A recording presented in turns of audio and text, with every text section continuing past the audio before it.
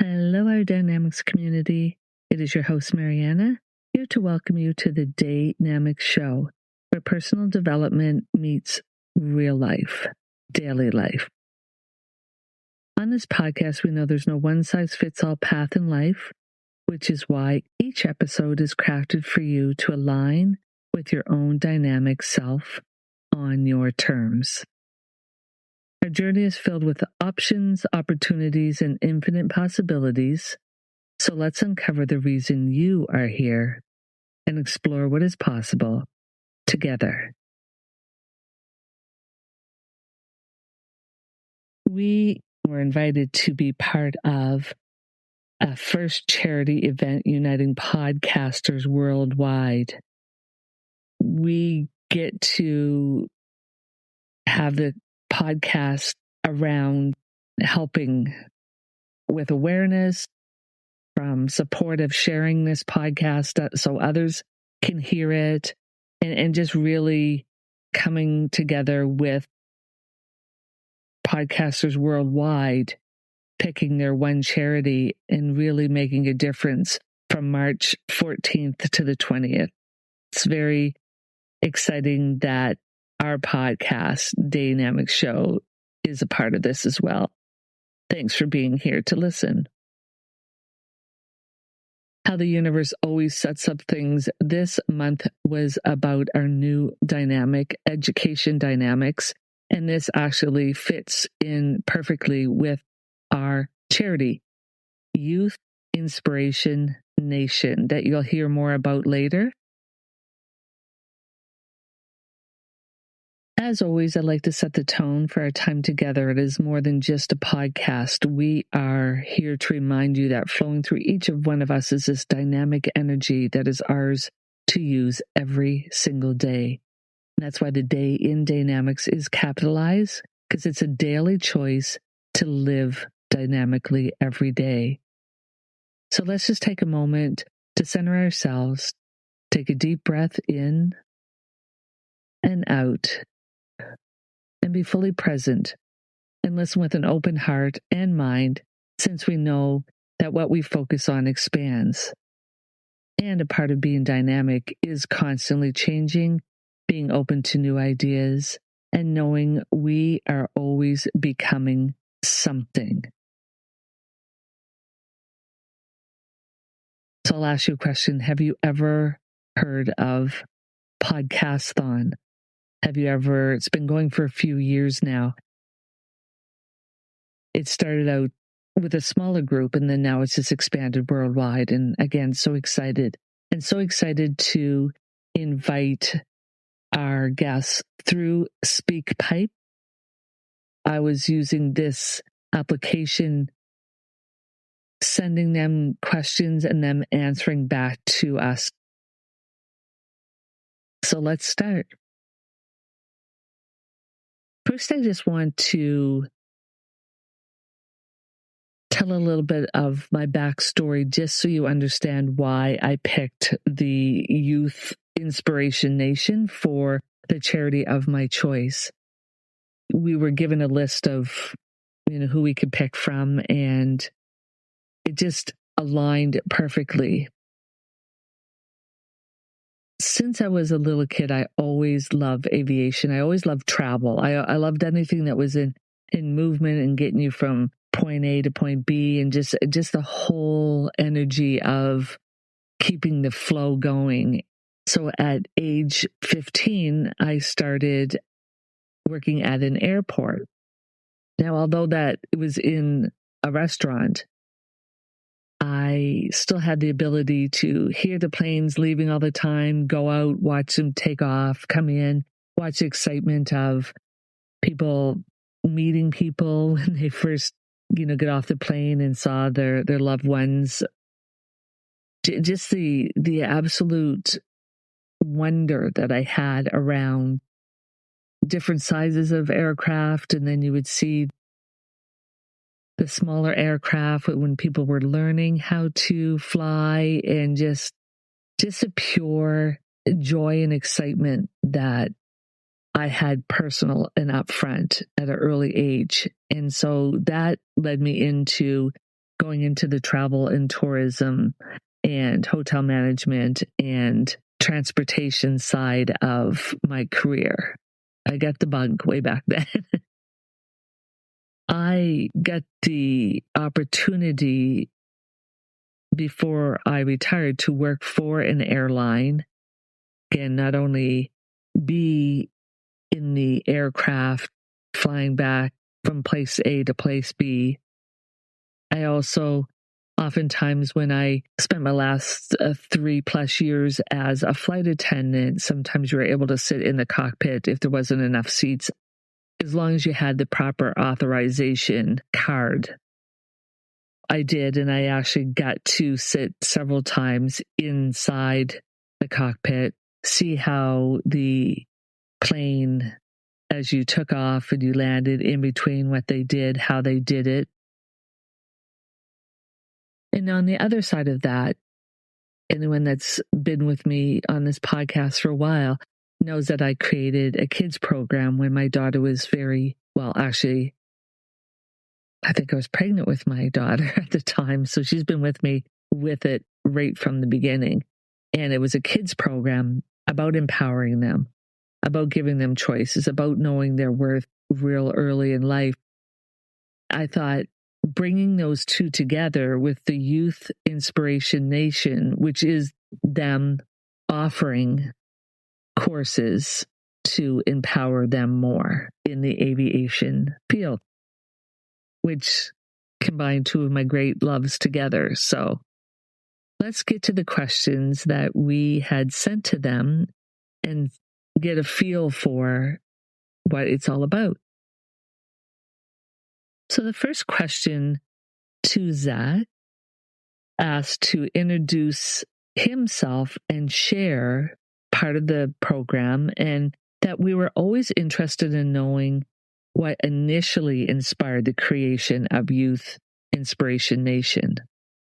Because I always want to know, where does that passion come from? Why? And just note that we will have all the information to reach out to them, including the website and a donation link at the end of this and in the show notes. Welcome, Zach. Hello, everyone. My name is Zach Sam. I am the founder and executive director of Youth Inspiration Nation. We are a small nonprofit that teaches 5th through 8th grade students how to fly using static and full motion flight simulators.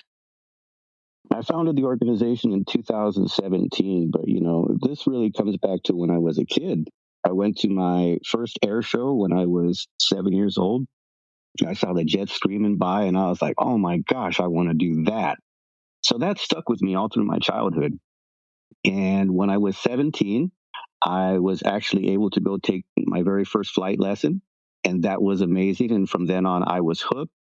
But unfortunately, later on that year, I was the victim of a violent crime. And I was struck in the face with a baseball bat, and an eyeball popped out of my head. And it was pretty bad. It took me several years to recover from that injury. And of course, when I went and applied for the Air Force, because that's what I wanted to do, they told me that since I didn't have 20/20 vision, flying a jet was not going to be something I was going to be able to do. I just moved on with life. I ended up getting married. I had a daughter. And when I was in my 30s, I decided, hey, I'm going to go and start flying helicopters. And that's what I did. I went down to Tomorrow's Aeronautical Museum, and I started flying with Mr. Robin Petgrave. One day we're coming back from our training flight, and we're landing, and I see all these kids out in front of the hangar, and I ask them, what's going on here? And I comes to find out that he was running one of the first nonprofits in the country that was actually teaching kids how to fly, but he was using real aircraft. And it's an amazing program. I'm watching these kids, and all these kids are excited to be pilots. So slowly but surely, I started to realize that instead of, wanting to become a full-time pilot, I wanted to be like Robin. I wanted to be the person to inspire kids using aviation. And that's basically how it came to be. And I ended up stopping flying helicopters. One day I came home, my wife says, hey, babe, I'm pregnant. That was that. couple years down the line, I ended up founding this organization, and we just never looked back. I knew if I put my heart and my soul into it, if I just dreamed bigger than the next guy, that we would create something truly special, which is exactly what we have done. I mean, we run the most unique aviation program for kids in the country, second to none. You have to come in and see it for yourself. Thank you, Zach. I love hearing people's journeys to how they got from where they were to where they are now. I'm sorry that you had to have that experience, but then it just led you to what you're doing now. Very passionate work with such meaning and such gifts to these students. And you can hear the passion in your voice. I'm sure that the students really appreciate that, you and everyone involved in this. So thank you very much. The next question that we sent to Zach was already answered a little bit, but I'll just share what the question was. Why choose Aviation STEM as a focus for empowering underrepresented and economically disadvantaged youth? So our program is primarily working with students from Title I schools in age ranges from 9 to 14 years old. Why did we pick aviation? Because flat out aviation is inspiring. If you've ever been to an air show, it's one of those things where you hear and feel and see the power of these aircraft. And the way we teach it in our classroom, we go all the way back to the beginning. You know, we're starting with before the Wright brothers, when people were building gliders, and we've shown the progression of where we are now, being able to launch aircraft into our solar system.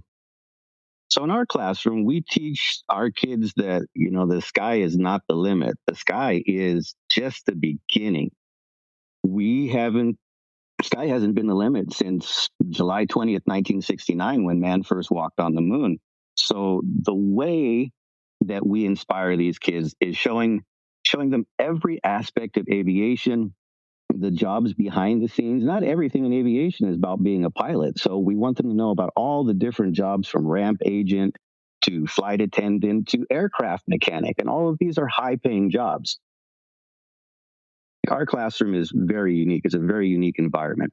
We have big screen projection and very dynamic surround sound. So everything that we do in there, you feel it and you get to see it.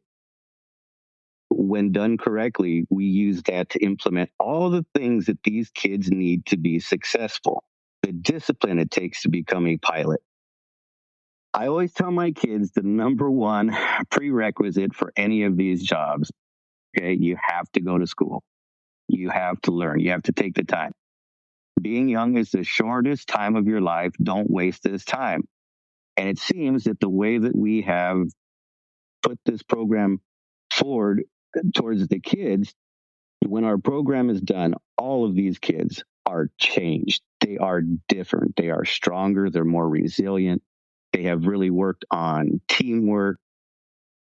It's a lot of work that they have to go through in our program. And by the way, our program is 7 weeks long, 2 hours a day, Monday through Friday. We have static and full motion flight simulators in our classroom, but we have 2 field trips. So our first field trip is to iFly, Ontario, where it's one thing to learn about the science and the physics, but it's another thing. It's in the wind tunnel, and they're flying around and they're feeling the aerodynamic forces all over their body. It's an eye opener. And then our second field trip is an actual flight. So every single one of our kids has the opportunity to fly a real airplane with a certificated pilot. He's actually a flight instructor. It's a very emotional day. They're all nervous, but they have practice and they have worked so hard in the classroom to get to this point that I have a 100% success rate. That means every kid that has completed my class has flown an airplane. And a lot of these kids, when they start the program, they're like, Mr. Zach, I'm scared of heights and other things. And we are able to work through and work past those fears. And when this program is over, they are so much stronger than when they started. Thanks, Zach. I can relate to that when you go to an air show. Loved it. And just being up in that aircraft, both small engine and commercial, it's just, there's such a freeing feeling, and it's beautiful. So thank you for sharing the answer to that and explaining that to our audience. I'm sure the more that they understand about your charity, they will want to support and assist. I went and asked a student next, Raphael, the question of why did you want to join this after school program, and do you have a specific goal in the aviation field? Because as we understand, there's so many positions that make that aircraft fly. There's so many moving parts. Again, working for an airline, I understand that way better now. Let's see what he had to say. I joined the aviation after school program because of my dad convincing me. At first, I was reluctant and didn't want to do it, but then later found out it could have been one of the best things that I've done in my life. I found new friends and I found new passions for aviation. Though I don't have a specific goal in the aviation field, this opened a bunch of doors using this program. I'm very happy for it. Thank you so much, Raphael. I am sure that it does open a whole bunch of doors, and there's so much more to what possibilities there are now. So from there, we moved back over to Zach and asked the question, how do you ensure that the program stays engaging and exciting while teaching complex aeronautical and STEM concepts to students of this age group? Let me tell you something. Two of the most difficult things in the world to do is to get and to keep a child's attention. For us to do that in our classroom, it's done through many levels. And the first one is the classroom itself. The classroom, when you walk into my classroom, it's like stepping into a different world. Everything, you're just consumed with aviation, pictures, posters on the walls, the lighting. And then we have our 150-inch laser projection. Incredible surround sound. But then we also have our 5 simulators. 1 6 degree of freedom full motion flight simulator, 4 static simulators. That means that they don't move. All those simulators were built by hand by myself. And now my simulators mimic the inside of an actual aircraft, touching the knobs and everything. Every detail is there. And that's what makes our program so engaging, because everything is in your face.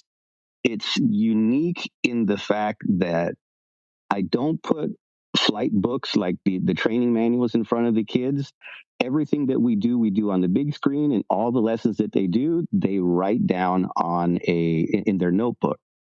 And I want them to write it down because it helps retain that information in, two different parts of the brain.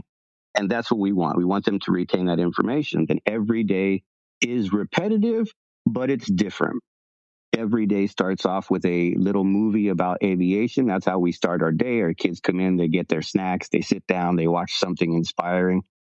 But that's what's beautiful about the program, because things are always changing. There's new footage, new things you find on YouTube, and you bring that into the classroom. So it can always change. The music changes.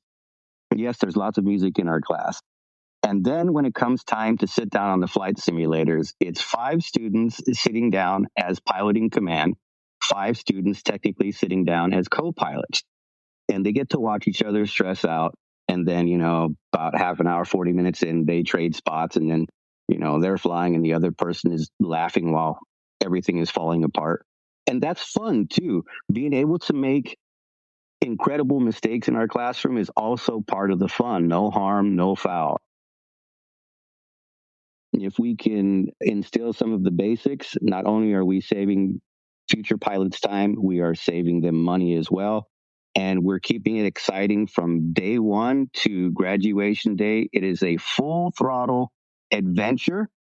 And I think my parents feel like they are along for the adventure, because every day The kids come home from class and then they just go off and they got to tell them every single thing that happened. And then the parents come back and tell me, oh my God, my son or my daughter is so excited to be in your class. And that's how we know we did our job. Everybody's happy. When my parents leave reviews, they don't leave sentences. They leave paragraphs. They call me all the time. And right now, I currently have, I believe, 6 students in flight training. The oldest is 15 years old. And these are all graduates of our program, and they are now in actual flight training. So we're pretty proud of that. Congratulations. That's something to be proud of, is having that great feedback of the students enjoying it. Sometimes we don't always like the unknown stuff, and you might be a little afraid or scared or nervous about things, but sometimes when they get into it and get involved, like Raphael said, the best thing that you could not even know that you needed at the time. Makes me want to go there and check it out and be engrossed in all of that. That would be so exciting. So congratulations.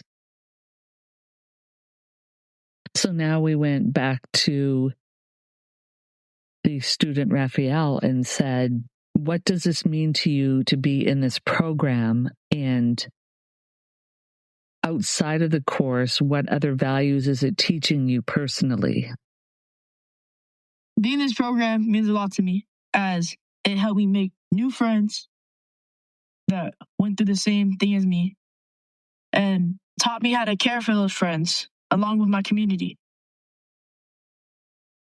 One value I learned from this program was that the things that you use in your everyday life was forged by the people before us. Take example, our pilot checklist.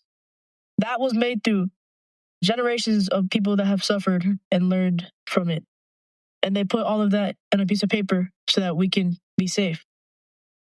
This affects me by making me feel grateful and understanding a lot more and having a deeper connection with everything in the world. Thank you. That sounds very evolved. I appreciate your answer, and thank you for taking the time of being on this dynamic show. So how are we doing, audience? How are we doing, listeners? Isn't this interesting so far? Is this fascinating to actually see and feel and hear real life experiences of what happens, just the passion that is behind it? Should you feel you want to be a part of this and support it, then like I said, the links will be down at the bottom of the show notes. The next question presented to Zach was, with only 21% of the participants being female, how do you work to break the gender barriers in aviation and STEM fields? Now, I know that personally because it used to be a really big deal when I was a flight attendant when you had all-female crew. Like they used to put it sometimes in the newspapers or internally in our airline stuff. People would take pictures of that. I really appreciate it because I was in an all-female crew once, so it was just an exciting thing. So Zulu, Alpha, Charlie, go ahead. One of the biggest things we're working on is really trying to get more women into aviation. When I go to these schools, we go to schools and we do presentations for hundreds of kids at a time. But when they hear aviation, it's literally a boys' club. Boys just jump up, yeah, I want to be pilots.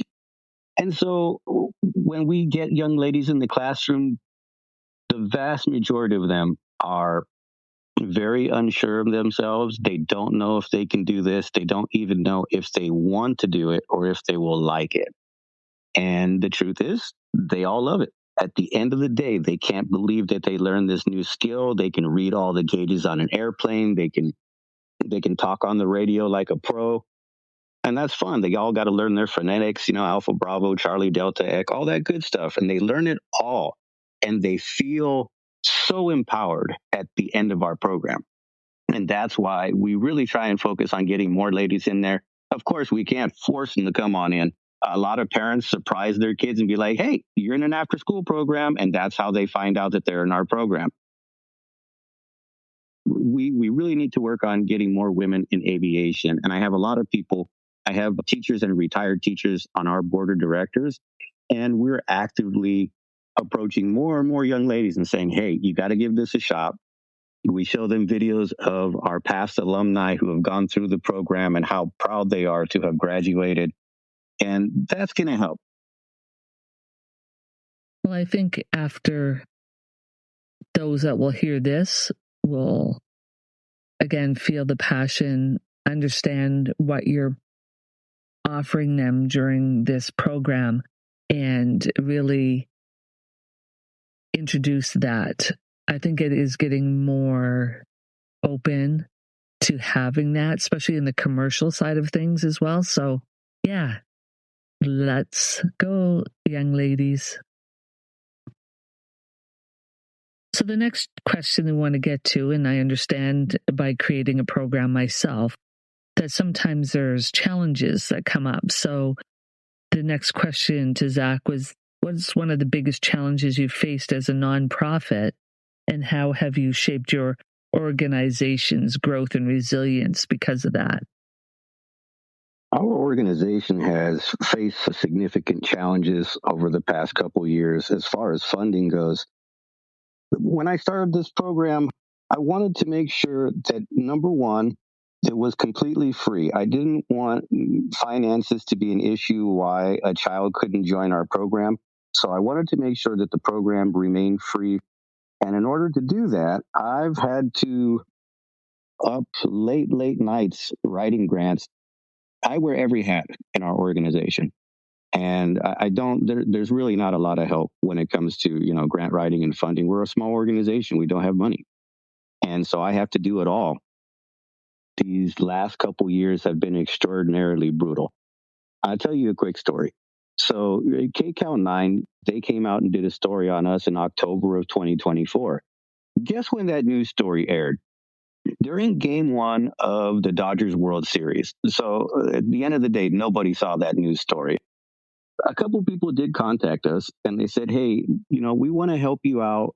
When the new year comes and our funding and our budgets reset, we're going to try and help you out a little bit. I said, all right, great.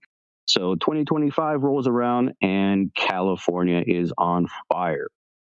And everybody did the right thing. They reallocated their funding to the people who needed it most, but we just never recovered from that void. Every month, it feels like we're going to have to close our doors. And so funding is the number one thing that we have to work on. I need to find somebody who can help me fundraise more effectively, or I need to find bigger partners. That's why we're appreciative that we have the opportunity to do this podcast with you, because we want people to hear what we do. And we want people to know how hard we have worked to bring this to our community and how much we have sacrificed. And I mean, on a personal level, I have really sacrifice my personal finances all to keep this nonprofit running. And, even my family agrees. We have built something that is so special. We can't believe that we're fighting this hard to keep it open, but we know that one day something big is going to happen and our program is going to take off. And hopefully we can get this program reproduced and in classrooms nationwide. Wow. Yes. I hear your challenges and I understand some of them on a different level. And yes, I love that vision of nationwide. It's beautiful that you have that vision, and we have to hold on to the visions that we have and know that it will unfold in perfect time.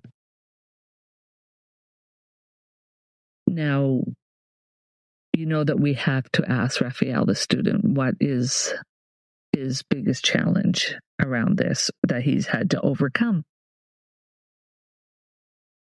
The biggest challenge I had to overcome in this aviation program was flying the real plane. I was an expert in the aviation simulations. But when it came to actually doing it in real life, I was scared. I had a fear of planes at the time, and I was really nervous. Though I eventually went on the plane and I eventually flew it. And once I finally took off, it was all the stress and all of the nervousness went away as I saw the beautifulness of the sky, the ground down under. And I would do it again every time. And it is one of the best lessons I've learned in my life. I love that. Thank you. Yeah. It's that unknown moments that we could have in any part of our life, but especially going to fly a plane. And I think that's a pretty awesome example in how you overcame the challenge by just going through it. Now we're going to go back to Zach for our last question. So we are posting your website and link to donate to this program. How else can our listeners support your program along the way? We really appreciate your heartfelt personal experiences, and people, I know for myself, can really feel through you sharing what it means to you guys. So how can we help? If you're interested in learning more about our program, please check us out on Instagram or Facebook at Aviation Education, 4 Kids, Aviation Education for Kids. Check out our website at inspirekids.us. And please, if you guys have it in you, please donate. I believe that you guys will have the link to our Zephy platform. Zephy is absolutely amazing. Whatever you donate, we get 100% of that donation. And when you check out, if you don't want to pay fees for your donation, you don't have to do that either. You could just click other, click 0, and you just pay your donation, and we get 100% of it. I hope you could hear how hard and how much love and work that we put into this program. So please reach out to us if you'd like on our social media, and please donate on Zephy. We appreciate you. Yes, thank you, Zach. We do feel that and hear it. And again, all of the information of how to reach them, social media platforms, donation link, will all be in the show notes. Thanks very much for that. Now that wraps up our episode. We are so happy that we got to do that. We thank both Zach and Raphael and everyone involved in that nonprofit Youth Inspiration Nation. And we know and wish you all the best. Now, listeners, just take a minute to reflect around how they're living a dynamic life every day on the subject of education dynamics. That part of their education is so dynamic and so interesting, and just having that opportunity to share about that I'm very honored, and we were very honored to be invited to Podcasthon. Thank you on all levels. So what now? We challenge you to take action, share this episode with someone, and explore our past recordings to keep the discussion alive. Your dynamic journey never ends here. There's so much more waiting for you. We invite you to follow, subscribe, share, support, shift, and go to dynamicshow.info or dynamicseries.com to dive into some of our resources as well. Keep in mind, all materials on the show are copyrighted and are meant for informational purposes only. So again, thank you for our guest on, for the invitation to be part of this, for everyone involved that's made this happen, and for us being able to share our passion with you as well. Align with your dynamic well-being every day and make it a dynamic day. Thanks so much. Bye for now.